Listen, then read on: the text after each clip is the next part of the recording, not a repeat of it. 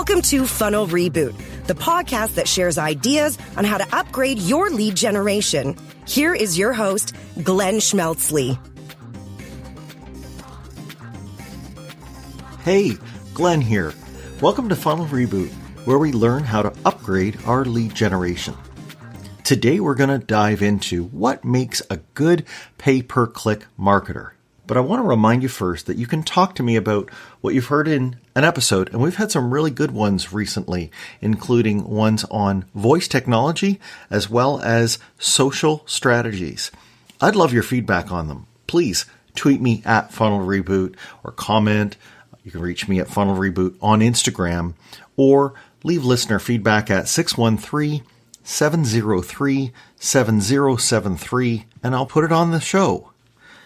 So getting to today's topic, do you know a marketer who is adept at using Google Ads or a similar platform to turn out a steady supply of leads? Maybe not. Like Liam Neeson in the movie Taken, what these specialists have are a very particular set of skills. Not only that, there's not a standard industry classification for this. So the only way to see if someone possesses these kind of rare skills is to divert some media budget, hand it to them, and see what they do with real money. Those that do well at this sort of thing can be described as having a multipotentiality, Renaissance qualities, because they've got to be part number cruncher, part editor and wordsmith, part scientist, and part librarian. I think it's worth asking, does such a person exist at all that can do this? Well, if there is, they may very well be the perfect PPC professional. But even if there isn't, it falls to some of us to hire a person to run these paid ads. Or if we ourselves are that person, we need to figure out which skills to develop. In either case, it's important to identify the right traits that this role has. I've got someone joining who has known how to run PPC marketing campaigns for more than a dozen years and now hires and develops people in this role. Many in digital marketing will know this person by the hundreds of articles in marketing land and search engine land that they've written. He founded an agency, Cypress North, with his partner, Matthew Mombre. He is one of the hosts of their long-running podcast, Marketing O'Clock. Let's go to our talk today with Greg Finn. I want to welcome to today's show, Mr. Greg Finn. Welcome, Greg. Hey, thanks for having me. Thank you for being here. So we're going to start off the top with asking a very pivotal question. Truth or fiction, is there such a thing as the perfect pay-per-click marketing professional? I'm going to go fiction just because you gave me a binary answer like that. I mean, I think you can't go through and say, like, if all these boxes are checked, are they going to be good? There's not like a really phenomenal test that can do that, right? Because you could find somebody that knows a lot about, let's say, platforms specifically, but might not have some critical thinking that's required. And so I think like when we get into it, that real professional that we're looking for is sort of an amalgamation of lots of different positive traits. So can you go through and look at a resume and say, this is it without ever talking to somebody? I'm going to say, no, that's fiction. Yeah, I agree. And so let's get down to brass tacks on some of the real nuts and bolts parts of doing paid media marketing. Like if you can just rattle off a few of the things that, you know, somebody has to do on a day-to-day basis. What are those things? Because then we can start to tie back to the resume. Yeah, totally. And I think there are some skills that you might not find on a resume, Glenn, where you can really tell if somebody's going to be good or bad. And one of the things to me that is really important, and I think is probably lacking in a lot of the higher ed, is communication, right? Like communication on both a verbal and on a written sense of your job. Like you have to talk to people, make a case, you have to explain why. And I think that some folks, again, if you are checked out across the board on all the platforms and knowledge, communication is one of those things that is very important to help explain to people within your company, your higher ups, what you're trying to do, what the goals are, and what might happen. Like ideally with these programs that you're putting in place. And I think that's something that, table stakes is when you're talking about that perfect PPC professional. It's somebody that, it has sound communication. And then I think another thing too is that you don't have to be the world's best mathematician or statistician, but you shouldn't be afraid of data and math, right? And that's something that I think you should be able to kind of look for there on a resume.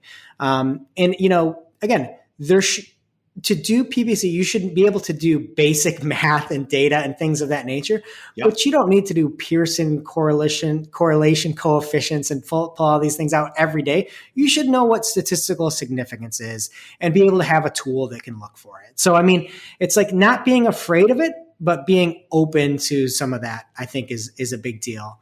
And then I think another thing too, just when we're talking about what you can see on a resume per se, when talking to somebody, does somebody know like inbound marketing and even the sales process, right? Especially if you're not like, B2C or D2C, right? Like if you have really advanced sales processes or, you've got a long sales cycle, having somebody that knows that and, is familiar with it can be a big beneficial trait that they have. So I think those are a few of those things that you can at least see on paper. And then there's a whole lot of things that you can't actually see on paper. Yeah. So, but getting those, let's say, fundamentals, if somebody spent some time in schooling or on the job, and you can tell that they would have been exposed to those, that certainly helps you. You can skip the 101 stuff. Yeah, totally. And then, there's all sorts of other items that are great too. There's Google certifications. There's analytics certifications. You can get certified across any of these platforms. And, those kind of take them with a grain of salt because it's a little propaganda-y if you actually get into some of those courses. But it does mean that they've interfaced with the platform at least. And then, anybody who's been active in any type of campaigns before, that's a big benefit, that they have. Yeah. So I think, having some experience or at least trying or taking some of these skills, there's so many tests out there that are free. And, if somebody's looking for a position like that, why wouldn't they take it? You know what I mean? Yep, it's there.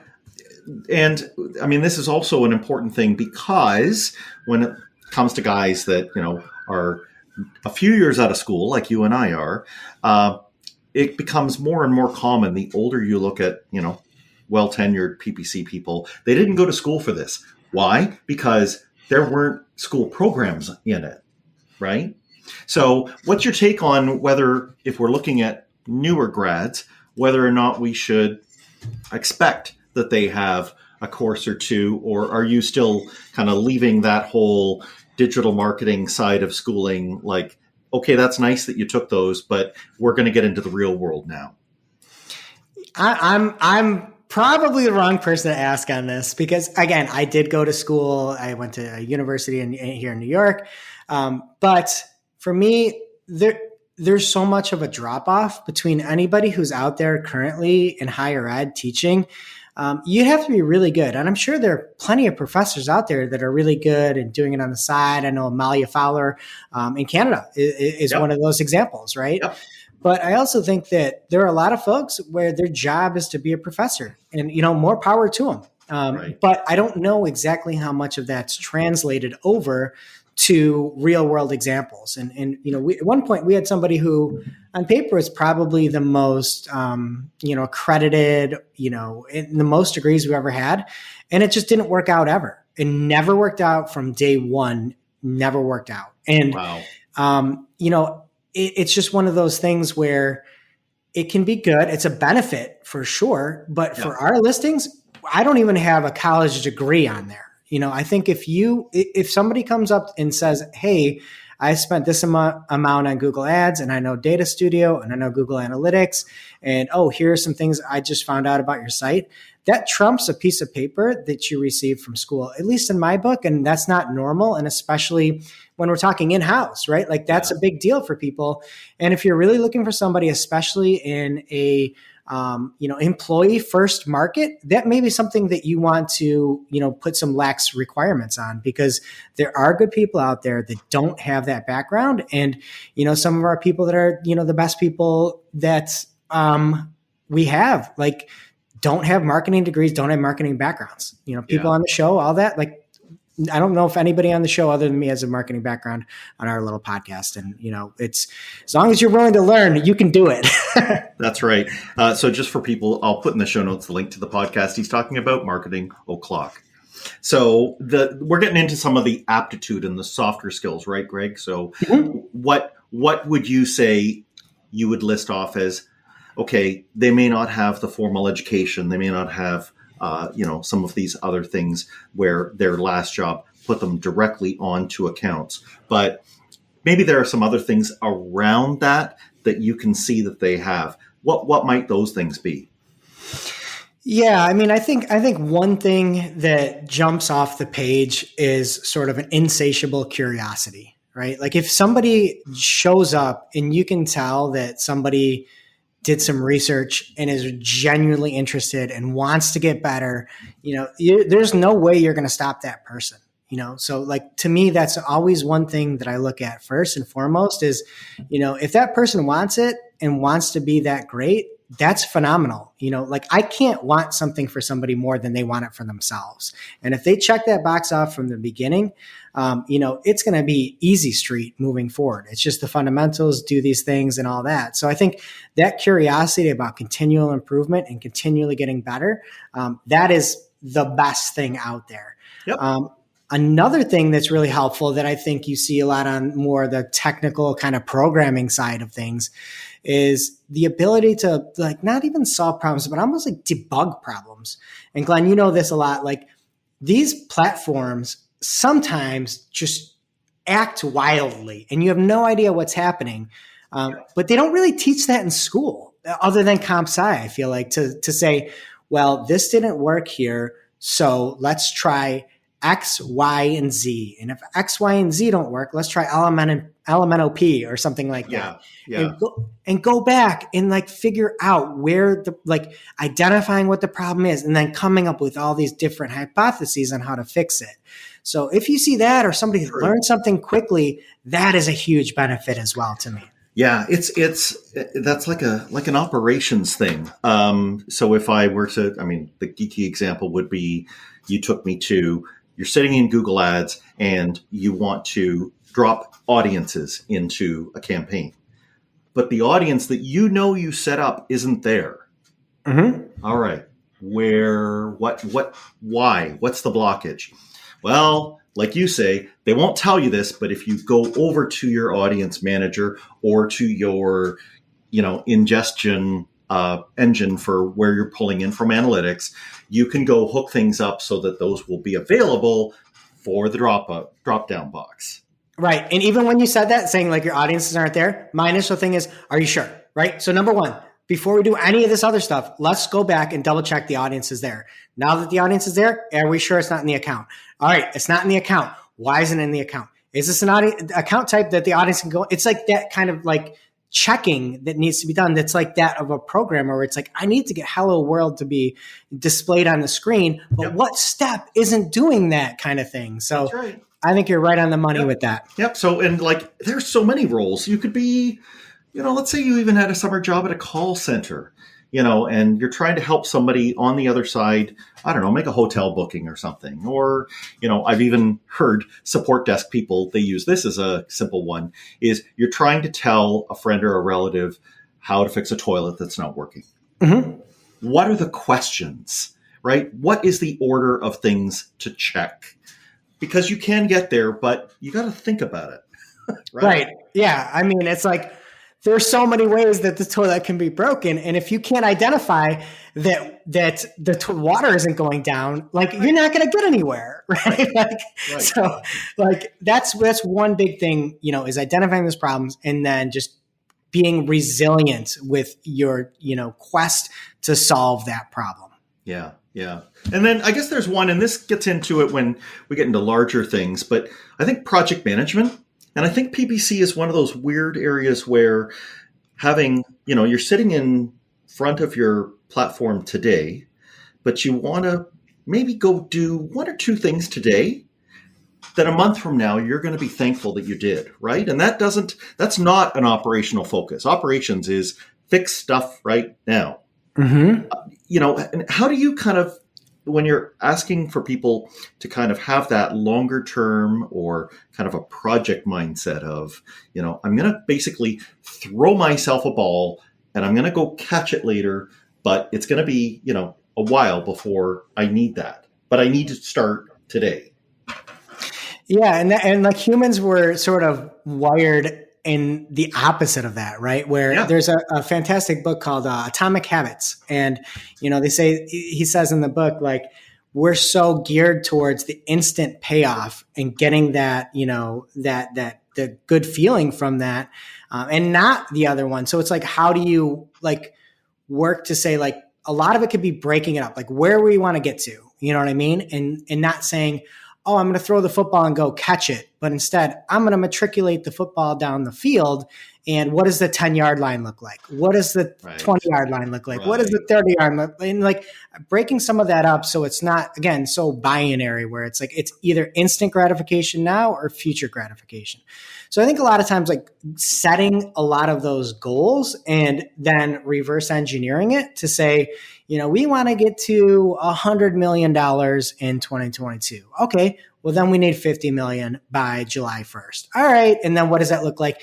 And then how are we going to get there? And then let's hold ourselves accountable for that. So I think it's really sort of like a goal setting exercise with some of those SMART goals where, it's measurable and it's trackable and everything like that. So it can be tough, and it is an exercise in working off of platforms, seeing the overall vision and coming up with that strategy and being okay with, little wins and not just big wins every single week. Yeah. And what I like about that too is it's a very realistic and it's translatable to even like Rust Belt industries. You and I seem to both share this disdain for these internet marketers who kind of say, well, you just turn it on and everything is amazing. No, it's better to actually break it down incrementally, get to the goal that you need to. And that's I think more the day-to-day experience in pay-per-click than anything that somebody says about, some funnel or something going viral. Right. And it's hard. And I know most listeners are probably in-house, but I think that's like a real challenge. And we work with like very tightly with many teams. And we have one client, just, full candidness here, where we have about 3 months into this engagement and we haven't driven any deals. And deals are generally large deal, the 200K USD, right? For these deals. Yep. And so the client is in this case saying like, hey, we don't have these deals on this software as a service, big sales, process type, conversion, right? And so that's a good case where we're up on it now, and they're saying that we're not necessarily seeing what we want. And our goal, like, is always to make sure people see what they want. So we're just looking at it like, well, we've got a lot of opportunities that are out there, and they haven't closed, right? Obviously, we're looking to catch that football, like you said here, and have that win. Yep. But along the lines, like, hey, we've got this many marketing qualified leads. This many have turned into sales qualified leads. Your sales team has put out these proposals in excess 10 to 11x pipeline over ad spend.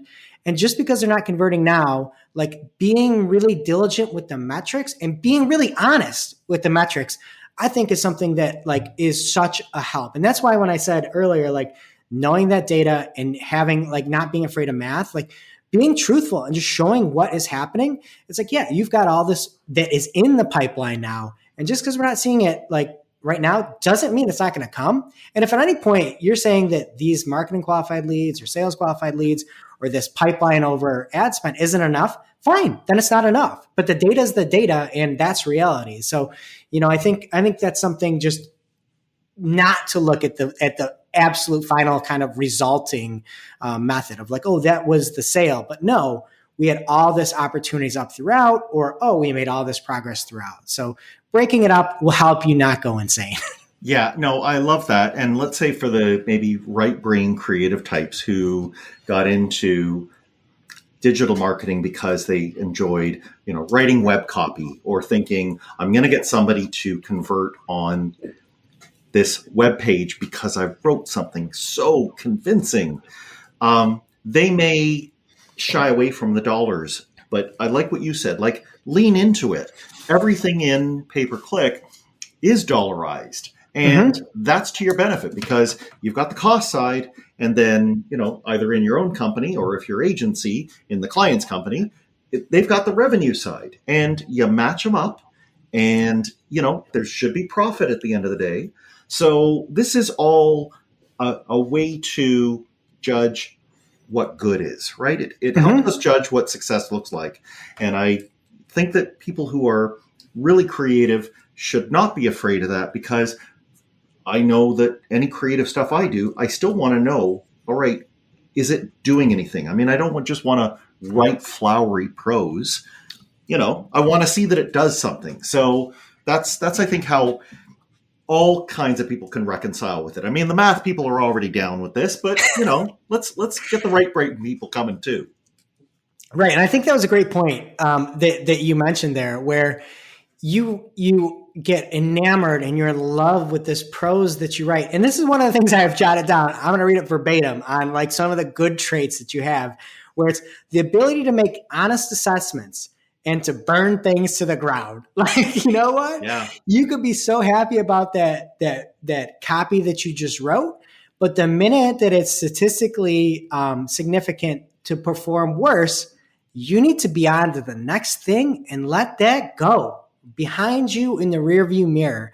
And I think that's a big thing that many people, it's hard to admit sometimes that, a hypothesis or experiment or test or something that you recommended, you fought for, you got buy-in on, like that's a big deal. And if it doesn't work, like it doesn't work. Your whole goal is to have better results for your company. And, that's one thing that can be a bad trait, right? If we're talking about some of those good traits, being too stubborn and not looking at reality and the results and being okay with them, that's a bad thing. And I think some people get too caught up and too tied to their own work. Yeah. And I mean, who better than you to say that? Last time I checked, you've got hundreds of articles, to your name, and you have to be willing, once you've done one of them, well, let's say Google goes and changes what you just wrote about. And now there's a new thing that replaces the whole thing that you were writing on. You have to be willing to roll with the punches, right? Yeah. And, for us, for a long time, I hated broad match. And it's just a type within Google Ads. We had a rule internally, like we don't use broad match. We'd use modified mod match. Again, this might be getting a little bit too in the weeds. Google got rid of it. We reverted back to broad match. It changed and it worked better. It worked better than the other version. And in some cases, right? Yep. But it's like, you got to be okay with that. I sat there in front of our 20 people or whatever at the company and said, we are not allowed to use broad match. And then be okay to be like, hey, you know what? We're using it now. We've changed this and we're going to write a blog post about it. And then be honest and tell people, that's what we're doing now. So it's like, you gotta be pretty humble, to do this the right way. Yeah. And you have to go to places where you're going to find that new information. And even if it contradicts information you already have, you've got to be willing to shift, right? Where would you say, like, imagine that you've got somebody on a team and they want to progress, they want to get more senior in their role. What sorts of places do you show them or send them to, for learning more and getting that information and finding out what's new? Yeah, and it's different. And I think that's that's a great question because every company is pretty different in like the resources that they have. And I think we do internally, we have growth check-ins where we try to see what people are looking for, what they're interested in, what's holding them back. Nice. And so kind of look at that. And so we can do that internally and kind of say like, oh, you wanted to try more about this. Oh, we've got this side project that why don't we go test this and go try Capterra or something like that. But I think in general, like that's one of the hard things. If you're an in-house company and you don't have maybe that senior knowledge and you only have a smaller PPC team and you can't do that. I think that there's one of the things, at least on the paid side, is the community is phenomenal that's out there. And there are so many amazing resources that people can look at. There's no shortage of just podcasts out there. There are phenomenal YouTube channels, Paid Media Pros, Surfside PPC is phenomenal. There are all these places you can go and learn. And I think if you're a boss and you don't have that PPC background, maybe just being really open and supportive of your team for testing and trying new things, that goes so far. And if you're in-house especially, you're at a little bit of a disadvantage because you aren't out there seeing what's happening across 20 other accounts, right? Yep. So allowing that testing and that, trying different things is so critical. Yeah. Yep. Totally. Let's not forget, if we're talking about the public communities out there, Twitter, right? PPC chat. Yeah, Twitter, hashtag PPC chat. Julie, sorry, I forgot that first time. But yeah, there's a discussion about PPC every single week. And then there's a voice discussion on Twitter Spaces where you can hop in. And the thing that's crazy is everybody is so nice and welcoming. So use these resources. And if you've got a team and people are a little bit skittish, just encourage them to go join the community and just see what's out there. That's right. And if you haven't had your fill by that point, you can even then go to the next step and get into a private community where you're sharing with other professionals, what you've been able to learn. But that's, I think, the price of admission, right? Is now you can't be a lurker anymore. You have to pony up and you got to start talking about your own accounts. You have to get down in the weeds. You have to admit the things that maybe there was a little bit of budget that, slid, right? Because that's where people are really going to learn. Yeah. There's private communities. There's private courses. I know Andrew Foxwell's one of the people I hear the most on Facebook ads. If you're trying to learn that way, if you're looking for LinkedIn ads, AJ Wilcox has a phenomenal podcast called the LinkedIn Ads Podcast.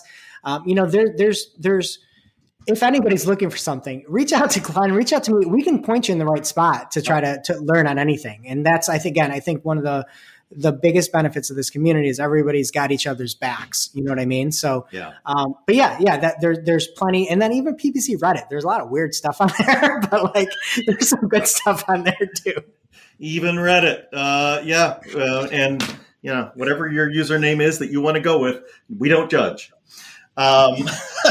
So the area I think that has been probably predominant in the last couple of years as far as new stuff has been automation, right? Mm-hmm. So let's take a second and talk about how a PPCer's life has been affected by automation and what in the world we're supposed to do about reacting to that. One option is just carve up the roles differently and say, well, we've got a team of people, so there's going to be a person in the team who knows that stuff, but the rest of us can keep doing our thing? Or do you think there's a different way to carve it up? Do you think that every PPCer is going to have to put that on their, growth path because it's just going to be pervasive in what they do?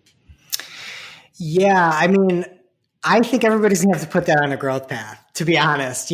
We've just seen so much more of it where Google's default ad type now is RSAs, which use machine learning and are frankly hard to understand when they show and not. Bing said the same thing. So, by default, you're going to have to, at some point, starting next year, embrace some type of automation. It's like table stakes, right? You're not going to be able to make an old ad. So everybody's going to have some of it. And then I think it's where that's where that sort of critical thinking layer comes in. You know what I mean? Mm-hmm. And saying, all right, well, we know that this is working. This might be the standard way we've done it. Let's try experimenting this. 50-50 of the budget or 50% of the budget goes to the way we've been doing it.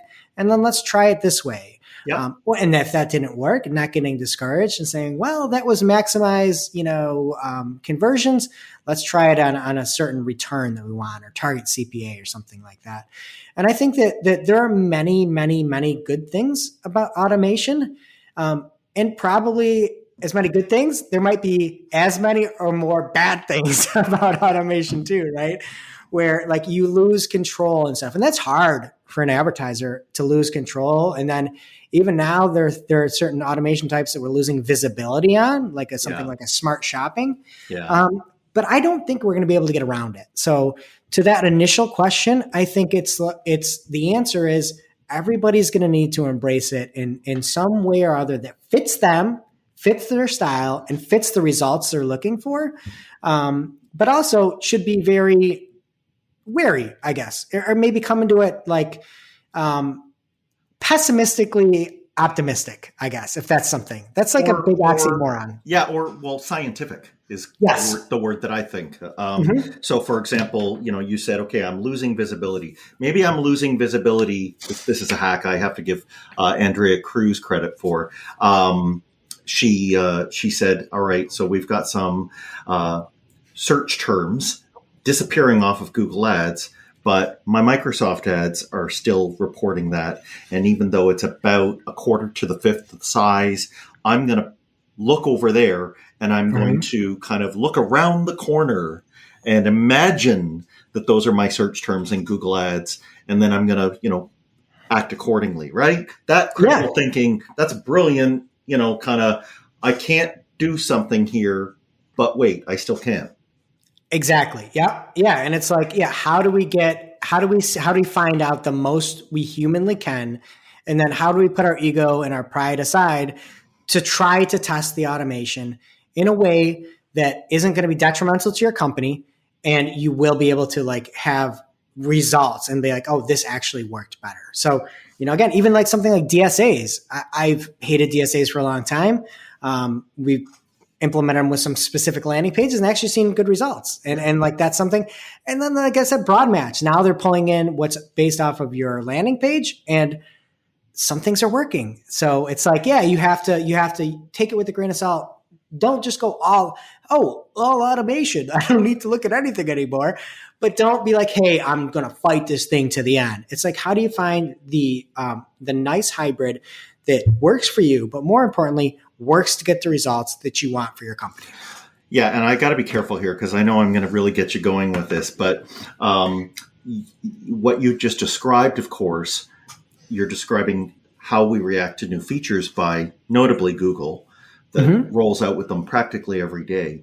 But the way they write their releases and how they want you to believe that this is the best thing since sliced bread. And I agree with you. We go through this like entire hype cycle of, and especially as an agency, at first we're revolted by it, right? The writing is so clunky. The examples are so stupid, right?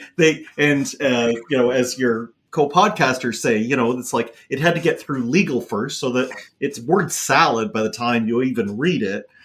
The images don't match. I mean, I could go on, but we don't want to throw the baby out with the bathwater. That new feature, even though the sales pitch for it was so bad, there's probably some redeeming feature of it, and it deserves a look. I couldn't have said it better. I mean, that's the thing. Is like, you have to adapt. You have to change. You're never going to be like, oh, I did this in 2021 and I'm the best. And then all of a sudden, if you fast forward to 2025, you're going to be so far behind. So it's like, that's the thing. You have to evolve, and you have to, be comfortable in that fact where you're trying things that are uncomfortable for you. Like, you have to live in that uncomfortability, I guess, and find where those results work. Okay, that's going to be a show note word right there. Hey, are there any other skills that you can foresee? I mean, we get into areas that are on the shoulder of direct PPC or even, let's say, search PPC. Like you touched on shopping. There's tag management. There's, some of the detailed analytics, and there's UX. And if you're doing video, it's kind of its own thing. There's social ads. How do you, as you start to get bigger, and let's say that you're in a marketing team that you can afford to have a few individuals about this, how do you think about starting to create seats on the bus, before you worry about how you're going to fill each seat with a body? Yeah, that's a great question. And it's going to be really different based off of, your company Sure. specifically.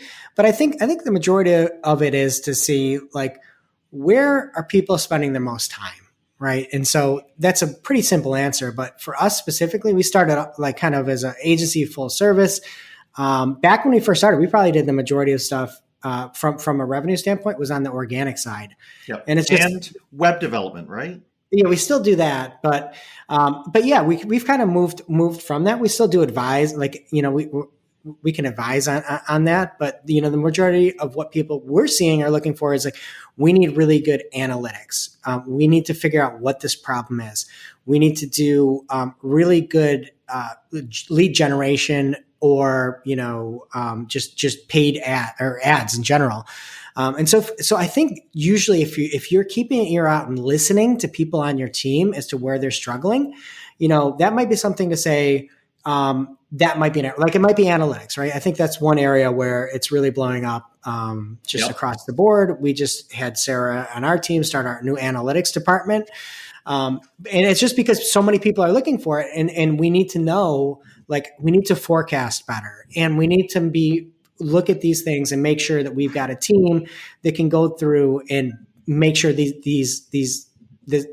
what we're providing people is backed by, stats. So, I mean, I think it's more along the lines of listening to your team and where they need help, right? And usually folks on your team will be pretty vocal about it and saying, all this right now, all this ad writing, creation, account setup, and uploads, this is taking so much time. If I had one more person help with paid, that'd be huge. And like your team is going to be your best indicator of that, even though that's not really an answer, I guess. Well, I mean, it's a proxy for pain, right? Like if things are time consuming, or let's say someone isn't set up properly for that, maybe they just don't have the right makeup for that role, they're going to be slower at it. So I think it actually is a good, like good old fashioned manage by walking around, you just spot things, right? Oh, yeah, it looks like you need help with that. Yeah. And then I think too, it's also like, there's as much as you have on your team, it's that old adage of you don't know what you don't know out there. And that's where I think like hiring a consultant like Glenn and saying, hey, what are we missing here? And you can hop in and say, oh, all these Google ads are great. Everything you got going organic is great. You don't have any top of funnel content offers. And I think these would do really great on LinkedIn. And it might be something that was so far removed from what somebody thought was coming next, just because they don't know it. So, use internally. And then if you can find a good consultant like Glenn, it's worth their weight in gold for the advice that they can give you and help steer you towards where you really want to go. Yep. It's the old think outside the box, although that's really cliche, but it's true. What do you think it is about your own background that gave you the skills to, I know in the beginning days of the agency, you were doing many of the campaigns. I know you still have your fingers in them. So take us back in Greg's world to what sorts of things you picked up that, if there was going to be something defined as a good PPC pro, what do you think you've got that, would fit that bill? Yeah. I mean, for me, you couldn't stop me from learning, you know what I mean? And like, I would listen every day at work. I'd sit there. I'd listen to webmasterradio.fm, which is now defunct. And I'd listen to everything that's going on. I'd read every blog out there. And I was a sponge to get better. And that was just like, and it's even till today, like I still am like, I have a drive in me that every news story, like I'm always checking things, and I wish I could turn it off sometimes, but I can't. It's just like, I've got this into me where I want to do, like, I want to learn more. I want to help more, and I want to do more kind of thing. And so for me, I think that was just one thing I kind of noticed early is like, I had this need. I really love digital marketing, and I thought like, let's just go all in on it, and try, and so that was one thing for me that I did early, and it worked. And I was writing for free at places like Search Engine Land, and then they brought me on and to pay me and things like that. It's just like, I wasn't going to be stopped, to be honest. Like that sounds kind of cocky and cliche, but it's just, I was going to write for free and I was going to do this and that. And nobody was going to tell me not to. So I think that was one of the things that really helped me. Yeah. And it's like breathing, right? I mean, so you're consuming the information in and then you're writing it out. This is like, spoiler alert for anybody who's maybe just starting in PPC and you want to find out what Greg means by this PPC community. It's just that. There are people who are constantly learning and regurgitating what they have found out, spreading it to the community, and everybody's kicking in, right? And there's no competitor, there's no rival. It's all, guys, we have to figure this out. The companies behind us expect it, and these enormous Silicon Valley $1 trillion companies are running, they're running us ramshod.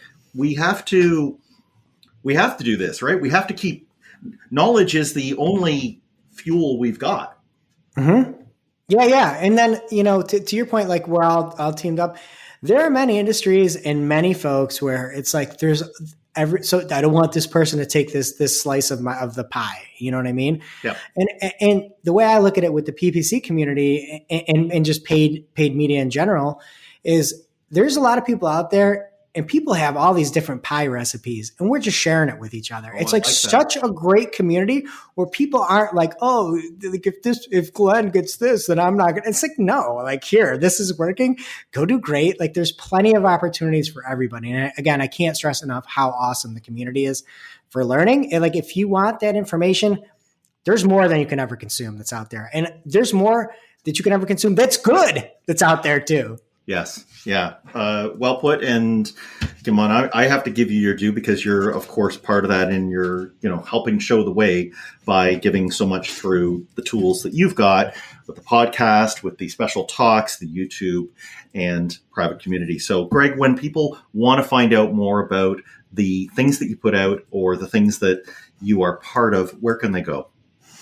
Yeah, so I'm on Twitter. I'm at Greg Finn on Twitter, but we have a show, Marketing O'Clock, that you had referenced. And you were a fantastic guest on, Glenn, thank you, where we have these little Marketing Talk roundtables where you get only the best of the best from the industry on.